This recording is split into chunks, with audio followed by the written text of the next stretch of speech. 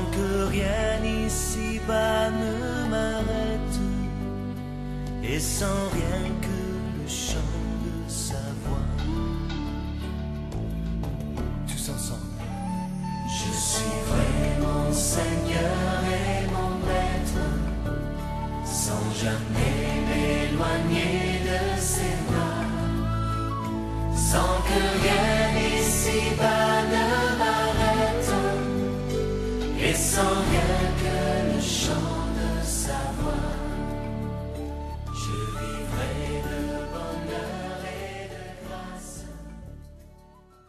Et je vous invite à ouvrir vos Bibles, si vous avez votre Bible avec vous, dans la lettre aux Romains, au chapitre 8 et au verset 5.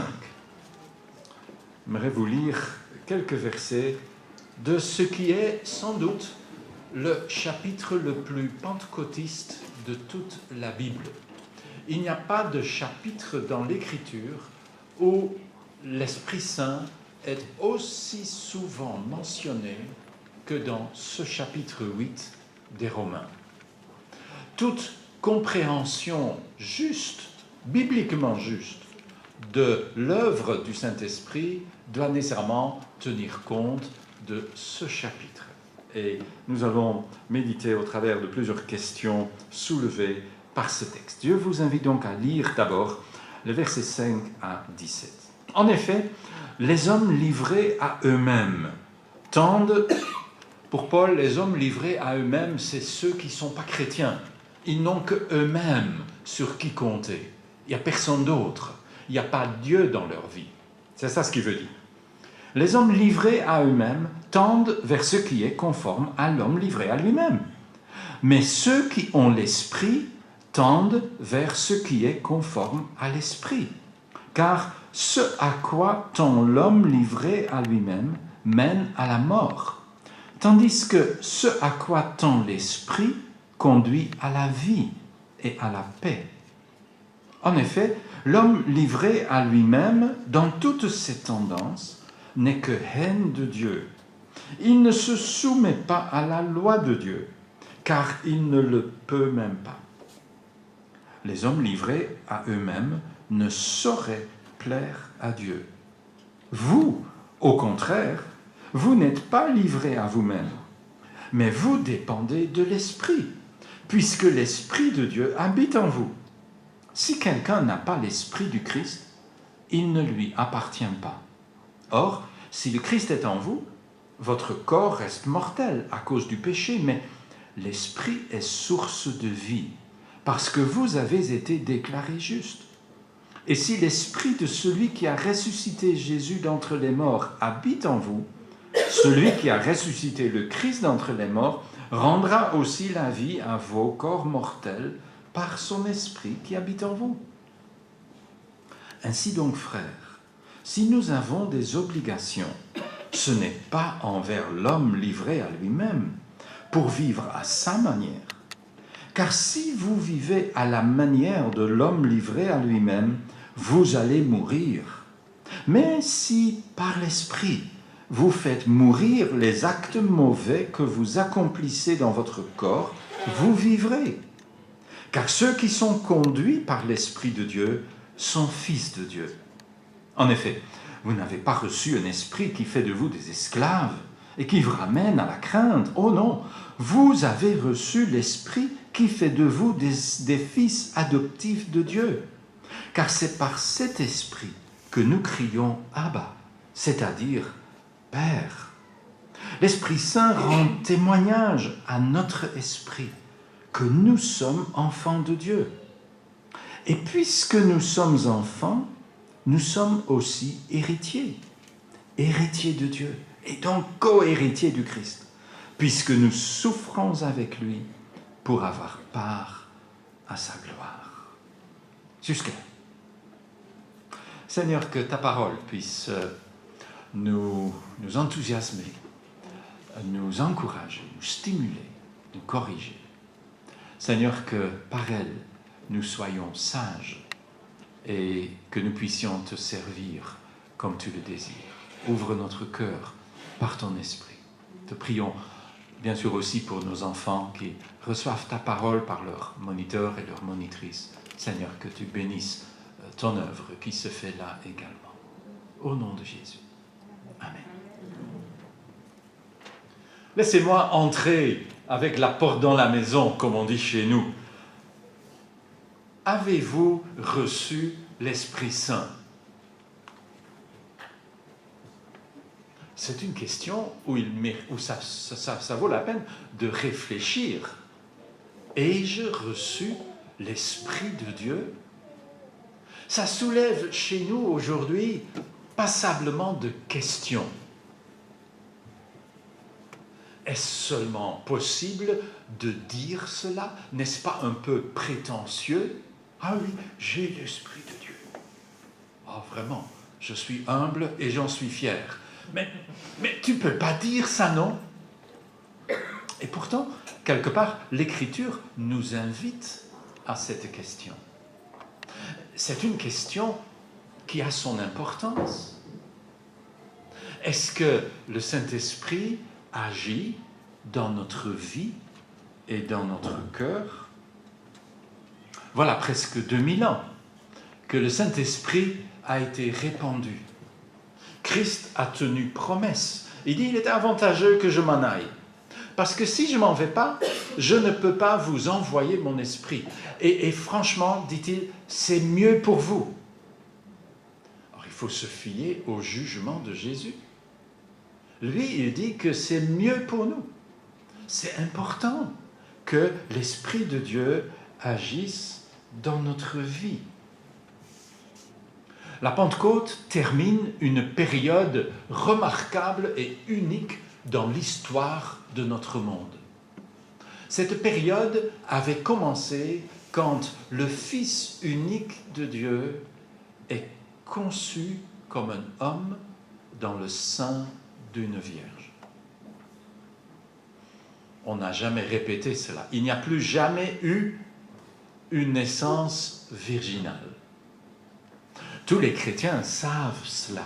Juste au cas qu'il y a un quelconque esprit scientifique parmi nous qui se dit, il croit encore à ça. Nous, aujourd'hui, on sait que... Mais eux, à ce temps-là, savaient ça tout aussi bien. Non, les hommes naissent pas d'une vierge. C'est pour ça qu'il y a le mariage. Vous savez, c'est pas nouveau, hein? Ça, c'est vieux comme le monde. C'est exceptionnel, non répétable. Ensuite, après sa naissance, il a grandi et il a mené une vie parfaite. Il n'y a jamais eu cela, ni avant, ni après. Personne, en dehors de lui, n'a jamais vécu une vie parfaite. C'est unique, non répétable. Ensuite, il est mort sur la croix. Innocent, le Fils de Dieu est mort sur une croix cruelle. C'est unique. Pas le fait qu'il y a des gens crucifiés, mais que Dieu se fasse crucifier par des pécheurs. Ça n'a jamais été répété. C'est impossible de le répéter. 3 jours après, il est sorti victorieux de son tombeau. Il est ressuscité. C'est encore totalement unique. On n'a jamais répété cela de cette manière. Un jour, nous allons ressusciter. Mais jusque-là, c'est unique. 40 jours après, le Fils de Dieu est rentré chez lui. Il est monté aux cieux pour s'asseoir à la droite de son Père. Ça n'a jamais été revu, ça n'a jamais été refait. C'est unique. 10 jours plus tard, 50 jours après la Pâque, c'est pour ça qu'on parle de la Pentecôte. Pentecôte, c'est du grec, veut dire 50. 50 jours après la Pâque, Christ a donné son esprit sur ses disciples, créant ainsi son Église. Ça aussi, c'est totalement unique. Ça ne s'est jamais répété. Il n'y a jamais eu de nouvelle Pentecôte. Cela fait partie de cette période unique dans l'histoire de notre monde. Dieu a accompli ses promesses et Dieu, après avoir envoyé son Fils, a donné son Esprit pour que les disciples de son Fils puissent vivre comme il plaît à Dieu. Nous lisons ce récit, bien sûr, dans le début de Acte 2. Est-ce que Dieu fait encore comme il a fait en Acte 2 ? La réponse est oui. Mais pas comme en Acte 2 au début. Ça, c'est unique. Comme toutes ces autres manifestations, totalement uniques et non répétables. Ce qui est répétable, ce qui est normatif, c'est ce qui est écrit à la fin de Acte 2.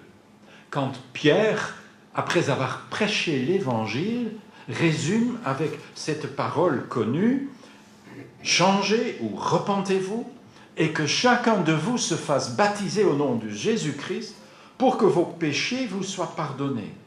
Alors, vous recevrez le don du Saint-Esprit, car la promesse est pour vous, pour vos enfants, et pour ceux qui vivent dans les pays lointains, tous ceux que le Seigneur notre Dieu fera venir à lui. » Ça, c'est normatif, c'est répétable. Les gens doivent encore aujourd'hui se repentir. Les gens doivent encore se faire baptiser. Les gens doivent encore recevoir le pardon de Dieu de leurs péchés. Et les gens peuvent encore recevoir le Saint-Esprit. Ça, c'est répétable. Quand Paul écrit en Romains 8, et nous avons lu cela, à la fin du verset 9, « Si quelqu'un n'a pas l'Esprit du Christ, il ne lui appartient pas », Paul ne fait que dire dans ses mots à lui ce que Pierre avait dit en Acte 2. Alors, Dieu donnera son Esprit. Si vous n'avez pas reçu l'Esprit de Dieu, dit Paul, vous ne lui appartenez pas. Vous n'êtes pas chrétien. Que faut-il alors faire pour recevoir le Saint-Esprit ? Mais c'est une logique imparable. Il faut devenir chrétien. Si vous n'avez pas le Saint-Esprit, vous devez devenir chrétien. Vous devez vous repentir. Vous devez demander pardon à Dieu, vous devez mettre votre confiance en Jésus-Christ et vous recevrez le Saint-Esprit. Ça, c'est ce que veut dire de façon plutôt claire ce texte que nous venons de lire. Oui, mais disent certains, pasteur, ça c'est comme ça c'est seulement pour les Juifs. Parce que Dieu a donné son esprit comme ça au peuple juif. Non, Acte 2, 38 et 39 disent clairement que Dieu donnera son esprit à vous, à vos enfants, nous sommes bien d'accord là, nous sommes toujours dans le peuple juif, et à tous ceux qui sont au loin. Et là, vous et moi, on entre dans la Bible. Ça, c'est ceux dont Jésus avait parlé à ses disciples. Vous serez mes témoins à Jérusalem, en Judée, en Samarie et jusqu'au bout de la terre. Eh bien, ça tombe bien parce qu'au bout de la terre, c'est là que nous habitions. Et l'Évangile est arrivé jusqu'à nous. Et nous nous sommes repentis, nous avons mis notre foi en Jésus-Christ, nous avons reçu le pardon de nos péchés, et nous avons donc reçu le Saint-Esprit. Oui, mais on n'arrête pas, nous, avec nos « oui, mais ». Oui, mais ça veut dire la même chose que non. Oui, mais, je sens rien. Alors, laissez-moi répondre à cette objection avec 3 questions simples. Tout d'abord, laissez-moi reposer la question que je viens de poser. Mais je vais le poser en question. Êtes-vous devenu chrétien? Je ne demande pas, avez-vous toujours fréquenté une église chrétienne? Ce n'est pas la question. Êtes-vous devenu chrétien? Êtes-vous, je pourrais ajouter un mot, êtes-vous vraiment devenu chrétien? Est-ce que Christ est entré dans votre vie? Est-ce que vous vous êtes repenti? Est-ce que vous vous êtes détourné de vos péchés pour devenir un disciple de Jésus? Êtes-vous devenu un disciple de Jésus-Christ? C'est la même question, bien sûr. Ce n'est pas une nouvelle question. Est-ce qu'il y a eu un moment de rupture dans la vie où vous vous êtes détourné du passé de façon décisive pour suivre le Christ? Ça s'appelle ailleurs la conversion. Vous êtes-vous converti? Êtes-vous né de nouveau? Né de nouveau, ça sous-entend que vous êtes mort à votre passé. Paul dira au chapitre 6, « Comprenons donc que l'homme que nous étions autrefois a été crucifié avec Christ. » Avez-vous été crucifié avec Christ? Jésus l'avait dit encore autrement. Jésus dit ceci, « Si quelqu'un vient à moi et il n'est pas prêt à renoncer à son père, sa mère, sa femme, ses enfants, ses frères, ses sœurs, et même à son propre moi, il ne peut être mon disciple. Celui qui ne porte pas sa croix et qui ne me suit pas ne peut être mon disciple. » Êtes-vous devenu disciple de Jésus-Christ? Vous voyez, il y a des gens qui disent avec raison, « Mais je ne sens rien. » Mais ils ne sentent rien parce qu'il n'y a rien. Quand tu n'es pas devenu chrétien, mais tu ne peux pas avoir des sentiments chrétiens. C'est impossible. L'un suit l'autre. Êtes-vous devenu chrétien?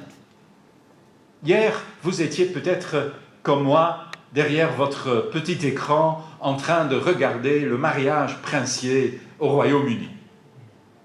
C'était beau, splendide, une église qui brillait de l'or partout, sauf que tout ce qui est de l'or ne brille pas et tout ce qui brille n'est pas nécessairement de l'or. Et nous avons assisté au mariage de Harry et de Meghan, et c'était vraiment très religieux. On a prié, on a chanté, on a fait tout ce qu'il faut, quoi. Est-ce que Harry et Meghan sont devenus chrétiens? Bon, les quelques rires suffisent comme réponse. Apparemment pas. Nous avons donc assisté non pas à un culte chrétien, mais à un truc religieux. C'était joli, mais il ne faut pas confondre cela avec le fait d'être un disciple de Jésus-Christ.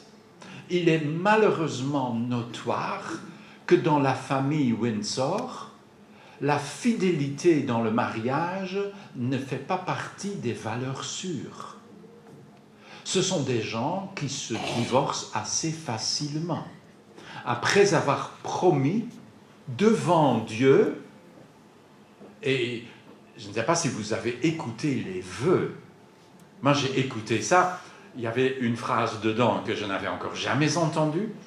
Je me demande si l'Église d'Angleterre a innové, sachant que c'est à la famille Windsor qu'on s'adresse. Vous n'allez pas prendre quelqu'un d'autre. Ben oui, c'est ce qui s'est passé tout le temps. Ça, c'est religieux. Tu peux naître religieux. Tu peux naître anglican, comme tu peux naître catholique ou évangélique. Mais chrétien, tu le deviens. C'est un choix. C'est une démarche. Tu ne peux pas naître chrétien. Es-tu devenu chrétien? Cela étant posé, je peux poser ma deuxième question. Alors, quand tu es devenu chrétien, est-ce que la joie a inondé ton cœur et ta vie? Parce que c'est comme ça. Tu ne peux pas devenir chrétien et ne pas être joyeux. Ce n'est pas seulement un truc qui se passe dans le cerveau. C'est tout ton être qui est impliqué dedans. Je me rappelle quand je me suis converti, il y a très longtemps de cela, pendant une semaine, j'étais sur un nuage. J'étais heureux comme rarement dans ma vie. J'ai descendu du nuage depuis. Ça, c'est pas un problème. Mais avais-je de la joie à être devenu chrétien? Oh, si. Pourtant, je ne me suis pas converti dans un milieu où on pousse à ça. Mais j'étais profondément joyeux. Je connais beaucoup de gens qui, quand ils se convertissent, sont inondés de larmes. Ne dites pas que leurs émotions n'ont pas été touchées. Est-ce que vous avez connu quelque chose de la joie de Dieu dans votre vie? Mes amis, quand il y a un pécheur qui se convertit, dans le ciel, il y a de la joie. Et vous croyez que Dieu retient sa joie dans notre cœur? Non, il nous donne de la joie. Est-ce qu'il y avait de la joie? Eh bien, ça me fait poser ma troisième question. Qu'est-ce que... Je vais la poser comme je l'ai écrit ici. Que pensez-vous devoir ressentir encore? Comme nous disons, oui, mais je ne sens rien. Qu'est-ce que tu crois devoir sentir? Tu devrais avoir un sourire 24 heures sur 24? Demandez à quelqu'un de vous prendre en photo pendant que vous dormez. C'est pas possible. Ça n'existe pour personne. Est-ce que vous croyez que vous devez rire aux larmes tous les jours de votre vie? Mais c'est pas vrai. Vous voyez, nous cherchons parfois des sentiments, sans exprimer cela clairement, qui ne sont pas réalistes. Ce n'est nulle part dans l'Écriture que cela nous est promis. Oui, mais, pasteur, et là on a l'impression qu'on touche au vrai problème. Mais pasteur, je ne parle pas en langue. Eh bien, laissez-moi vous tranquilliser. Aujourd'hui, pour autant que je sache, il n'y a personne qui parle en langue. Personne. Vous dites, oh, notre pasteur, il ne va jamais ailleurs. Si. Je sais exactement de quoi je parle et je sais à quoi vous pensez. Je vous dis, aujourd'hui, pour autant que je sache, il n'y a personne. Personne, c'est zéro, qui parle en langue. Je dis, pour autant que je sache, ce serait prétentieux autrement. Mais laissez-moi expliquer ce que je dis avec 3 textes bibliques. Et après tout, c'est la Bible qui doit déterminer les choses. C'est le seul fondement de la vérité. Tout d'abord, l'apôtre Pierre est appelé chez un certain Corneille. Vous vous rappelez, je ne vous veux pas dire que vous étiez là, mais vous avez lu. Corneille est un officier de l'armée romaine, un païen. Et dans sa bienveillance, Dieu a fait en sorte que Pierre était accompagné de 5 ou 6 autres chrétiens juifs qui vont servir de témoins. Parce que quand il revient à Jérusalem, le lendemain ou le surlendemain, Pierre est appelé au rapport. « Viens toi, tu as été chez un païen, tu es mauvais, c'est pas permis. » Il y avait un fossé profond entre les Juifs et les autres. Il y a encore un peu un fossé. Il n'est plus aussi profond, heureusement. Et Pierre doit donc se défendre, expliquer ce qui s'est passé. Qu'est-ce qui s'est passé? Il a annoncé l'évangile à Corneille. Corneille a cru. Corneille a reçu l'Esprit. Il a parlé en langue. Et puis Pierre a dit, mais si Dieu les a reçus, nous on ne peut pas ne pas les baptiser. On va donc les baptiser. Et rentrer chez lui, c'est la douche froide. Alors Pierre dit ceci. J'ai commencé à parler quand l'Esprit Saint est descendu sur eux. De la même manière qu'il était descendu sur nous au commencement. Aussitôt, je me suis souvenu de cette parole du Seigneur. Jean a baptisé dans de l'eau, mais vous serez baptisés dans le Saint-Esprit. Puisque Dieu leur a accordé le même donc à nous, quand nous avons cru, qui étais-je, moi, pour pouvoir m'opposer à Dieu? Ce récit les apaisa, et ils louèrent Dieu, dirent, Dieu a donc aussi donné aux non-juifs de changer, de se repentir, pour recevoir la vie. Jusque-là, l'évangile avait été une question intérieure au peuple juif. Les païens n'avaient pas droit. Tu n'as même pas droit de venir chez un païen. Et c'était toujours de mise. C'est pour ça que Pierre était appelé au rapport. Et que dit Pierre? Eh bien, ce que j'ai vu, c'est que Dieu a agi de la même façon que nous, quand nous, on a cru à la Pentecôte. Dieu a fait exactement pour eux ce qu'il a fait pour nous. Notez qu'il y a une chose remarquable que Pierre ne dit pas. Pierre ne dit pas, et dans ce cas-là, il n'y aurait pas eu de discussion. Pierre ne dit pas, eh bien, j'ai vu que le Saint-Esprit était tombé sur eux, comme ça arrive tout le temps. C'est normal. Non, non, non, non. Il ne dit pas du tout ça. Il dit, comme nous, autrefois. Ce qu'il dit, en fait, c'est, ça ne s'est plus passé comme ça depuis. Mais là, Dieu a fait autre chose.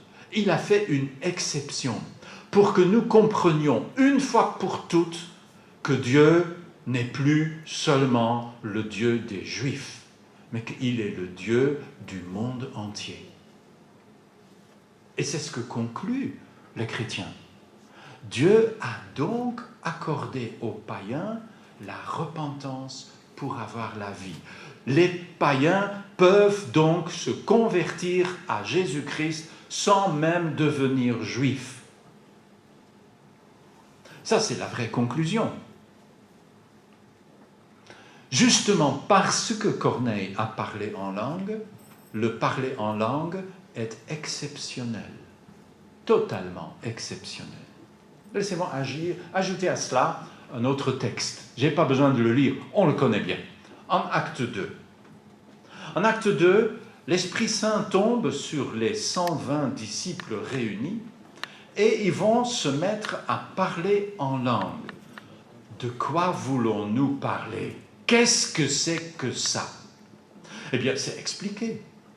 Ils parlent dans les langues des Juifs qui sont présents et qui, eux, sont en pèlerinage à Jérusalem, c'est la fête de la Pentecôte, et qui, eux, habitent sous tous les horizons divers du monde ancien. Il y avait de Rome et d'Arabie. Il y avait de Perse et de Turquie. Sauf que tous ces noms, ces trucs ont changé de nom depuis.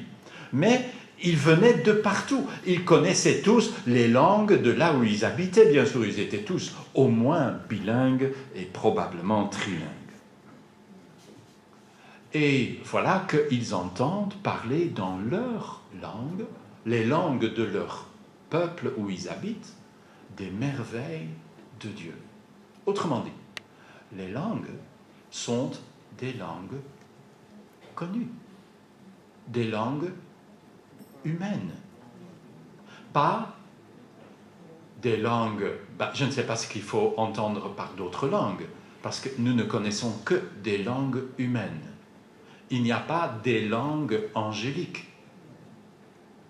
Non pas parce que les anges ne savent pas communiquer, mais ils ne communiquent pas de la même façon que nous. Et nous ne savons pas en quelle langue. Probablement en néerlandais, comme tous les gens bien éduqués. Mais on ne sait pas. Et ce n'est pas notre souci. Quand les anges nous parlent, ils parlent dans notre langue. Quand l'ange Gabriel vient trouver Marie, il ne va pas lui parler en chinois. Il lui a parlé en hébreu. Les langues sont des langues connues.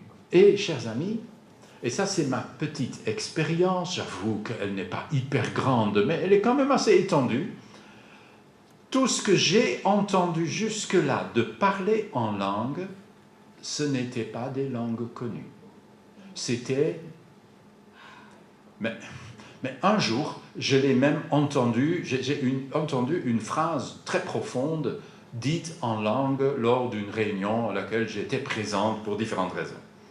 Et tout à coup, j'entends cette phrase consistant de 3 ou 4 mots répétés. Bla, bla, bla. J'ai entendu ça.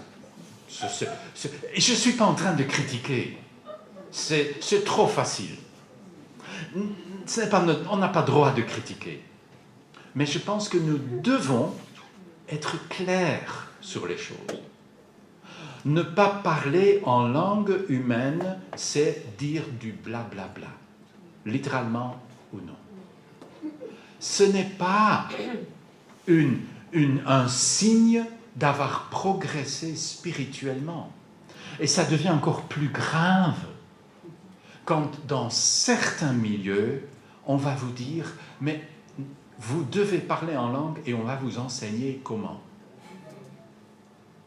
Et ça serait le Saint-Esprit. Mais quelle surprise!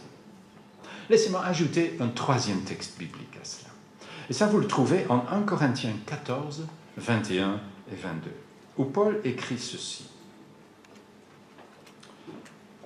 Il est dit dans l'Écriture, c'est dans le prophète Ésaïe que Paul cite, il est dit dans l'Écriture, « Je parlerai à ce peuple dans une langue étrangère par des lèvres d'étrangers.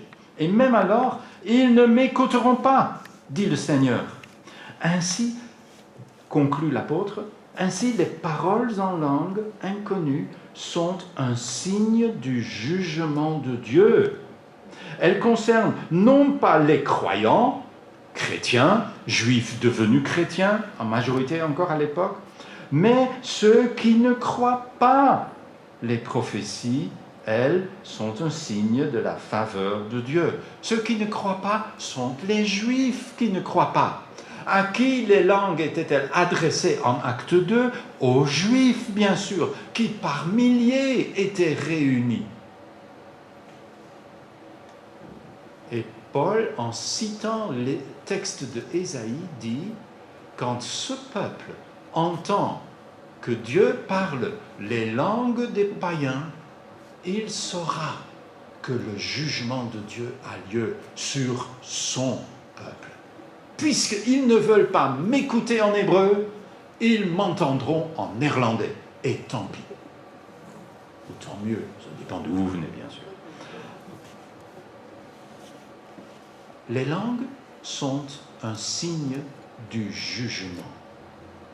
Jugement sur le peuple d'Israël. Alors quand on parle en langue dans une joyeuse brouhaha et qu'il n'y a pas un piètre juif qui est présent, il y a comme qui dirait un problème.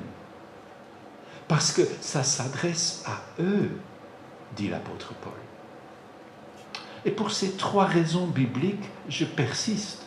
Je ne pense pas, je n'ai pas encore rencontré de parler en langue dans ma vie.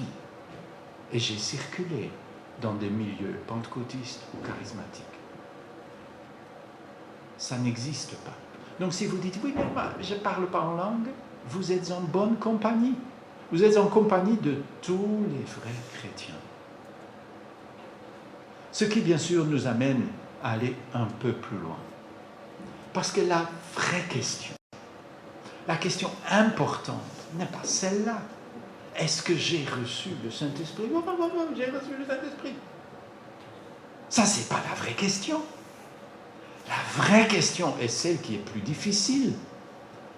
Est-ce que le Saint-Esprit peut être le maître dans ma vie?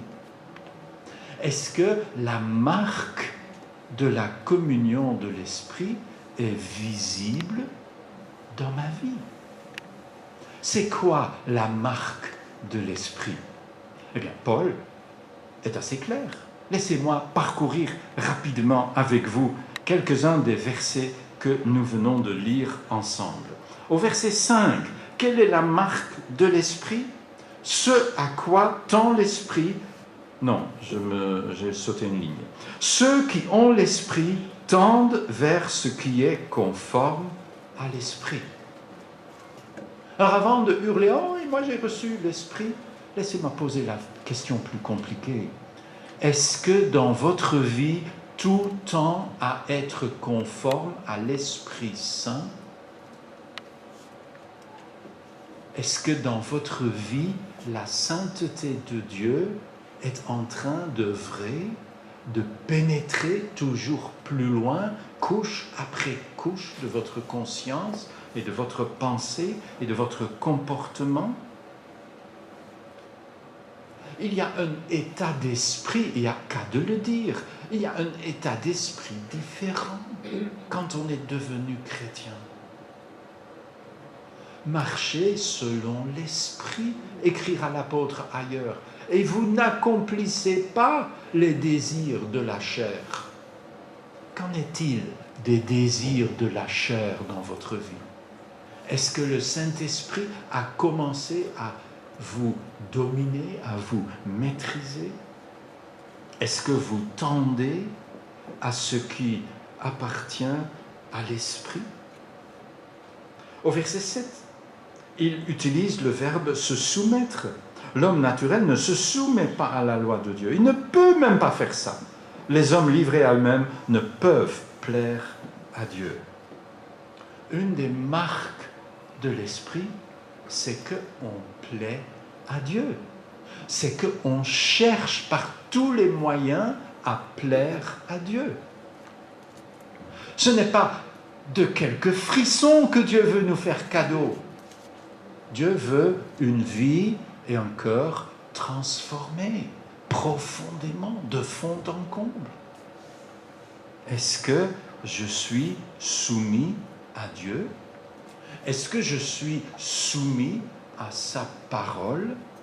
Est-ce que quand sa parole dit une chose, la messe est finie? C'est comme ça? Il n'y a plus de discussion? Ou est-ce que je suis du genre à dire oui, mais vous savez... Quel genre de chrétien suis-je devant ce que Dieu a dit clairement? Suis-je du genre Dieu a dit, ou suis-je du genre d'un certain serpent dans le jardin qui dit oui, mais... Est-ce que je suis soumis à Dieu? Troisièmement, verset 10, il nous est dit, versets 10 et 11, que le Saint-Esprit rendra aussi la vie à nos corps mortels. Ça touche certainement à la fin, quand nous ressusciterons lors du retour de Christ. Mais il y a peut-être une part qui est déjà active aujourd'hui. Je ne veux plus mettre mes membres au service de la mort, mais je veux mettre mes membres au service de la vie, écrit l'apôtre au chapitre 6. Ces membres de ce corps mortel, mes pieds, mes mains, ma langue, mes oreilles, etc., je veux qu'ils soient soumis à ce que Dieu veut faire. Verset 13, et c'est la conclusion, bien sûr, à cela. Faites mourir les actes mauvais que vous accomplissez dans votre corps. Ainsi, par l'Esprit, vous vivrez. Est-ce que vous tuez les choses de votre corps qui sont des actes mauvais? Est-ce que vous êtes devenu un homme intègre et honnête jusqu'à la dernière centime? Est-ce que vous êtes devenu un homme qui dit la vérité et que la vérité? Est-ce que vous avez arrêté d'insulter? Oh mais pasteur, moi je n'insulte jamais. Tu n'es pas conducteur? Tu ne roules pas en voiture? Voyez ce que dit l'Écriture. Amertume, irritation, colère, éclat de voix, insulte, faites disparaître tout cela du milieu de vous, ainsi que toute forme de méchanceté. Soyez bons et compréhensifs les uns envers les autres. Pardonnez-vous réciproquement, comme Dieu vous a pardonné en Christ. Ça, c'est faire mourir les choses mauvaises dans notre vie. Et ça, c'est ce que veut faire l'Esprit de Dieu. Parce que à quoi ça sert de parler en langue le matin et d'insulter mon voisin l'après-midi? Ça ne sert strictement à rien. Il veut régner en moi. La marque de l'Esprit, c'est là. Et Paul résume au verset 14, ceux qui sont conduits par l'Esprit de Dieu sont fils de Dieu. Si tu es fils de Dieu ou fille de Dieu, es-tu conduit par l'Esprit de Dieu quand il faut décider ta carrière, quand il faut décider avec qui tu vas te marier, quand il faut prendre ces décisions importantes de la vie, qui conduit? Est-ce que nous avons la marque de l'Esprit posée sur nous? Bien avant qu'il y avait des chrétiens, Jean-Baptiste avait découvert que si lui, il doit grandir en moi, moi, je dois diminuer. Ce n'est pas possible autrement. Il n'y a pas assez de place pour les deux. Est-ce que je diminue pour que Christ grandisse? Paul clôture cela avec ce que je veux appeler une joyeuse assurance. Si le Saint-Esprit ne vous donne pas une joyeuse assurance, c'est que sûrement il n'est pas à l'œuvre. Regardez ce qu'il dit. Il dit, il nous délivre de l'esclavage du péché et il ne nous ramène pas à la crainte. Je n'ai pas de crainte. Je peux mourir aujourd'hui et savoir que demain je serai dans la présence de Dieu. Et Dieu ne me présentera pas la facture en disant « Ah, tu vois, ça... » Mais Seigneur, je croyais que... Ah, mais tu n'avais pas lu les petites lettres en dessous? Dieu ne nous fera pas ce sale tour. On a l'assurance totale que ni la mort, ni la vie, rien ne pourra nous séparer de Jésus-Christ. Ça, c'est la fin de Romains 8. J'ai une joyeuse assurance. Pourquoi?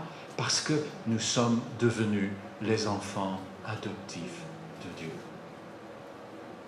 Il nous a donné pour cela son Esprit Saint, comme un acompte. On parle des arts de l'Esprit.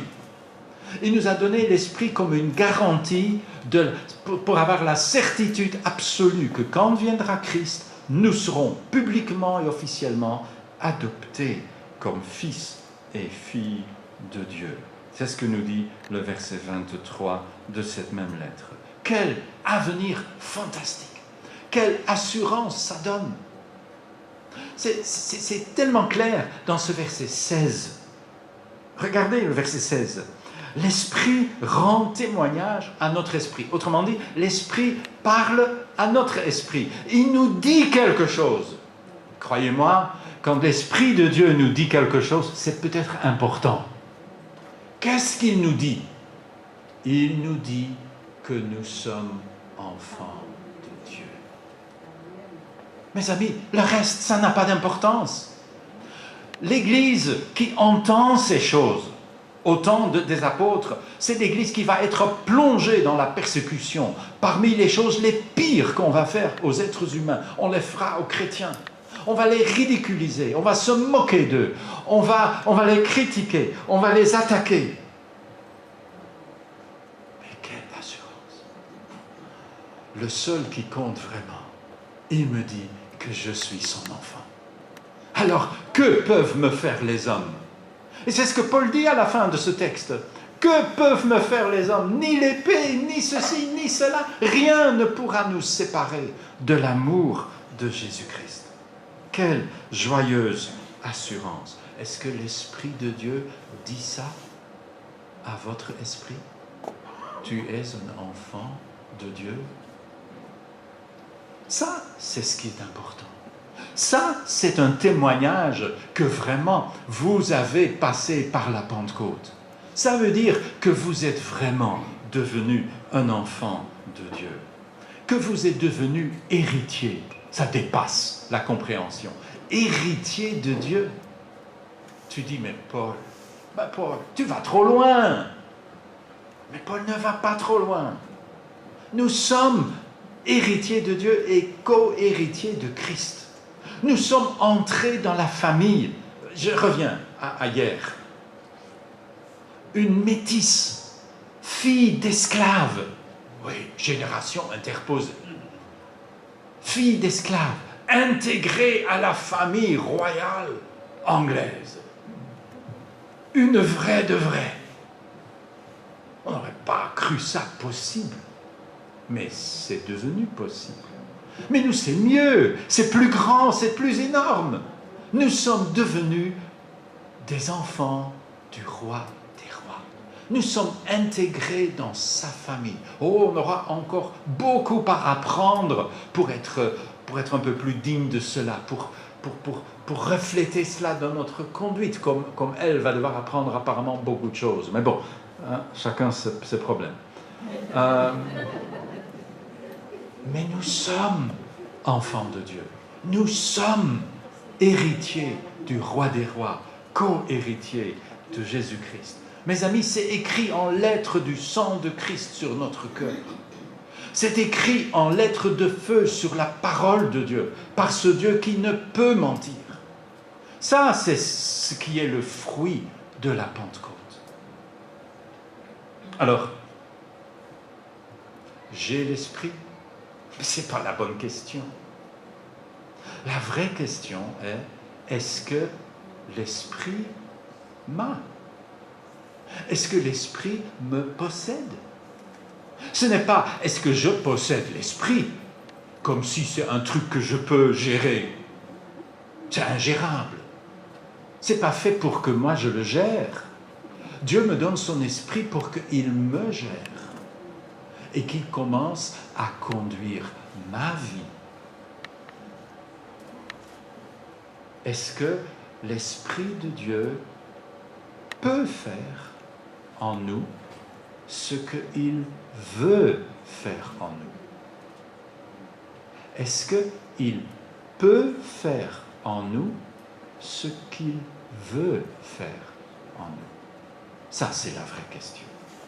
Et pour cela, nous avons besoin que ça aille toujours plus loin, que toujours plus dans notre vie, nous grandissons à l'image de Jésus-Christ. Que toujours davantage, nous puissions, comme nous allons le chanter, lui dire « Mon désir est de te plaire, d'accomplir tout ton désir. » Nous voulons prier. Seigneur notre Dieu, nous te rendons grâce pour ta parole. Te demandons qu'elle puisse brûler en lettres de feu dans notre vie. Seigneur, que ton esprit puisse nous rendre conformes à Jésus-Christ, ton Fils. Seigneur, nous sommes parfois tentés d'accorder toute l'importance à des choses totalement accessoires. Aide-nous, Seigneur, à nous concentrer sur l'essentiel.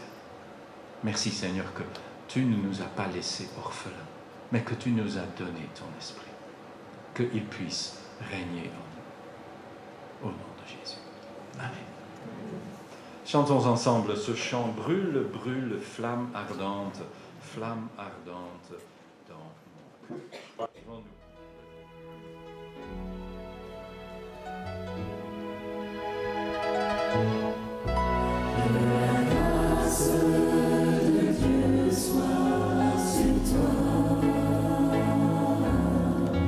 Pour t'aider à marcher dans ses voies. son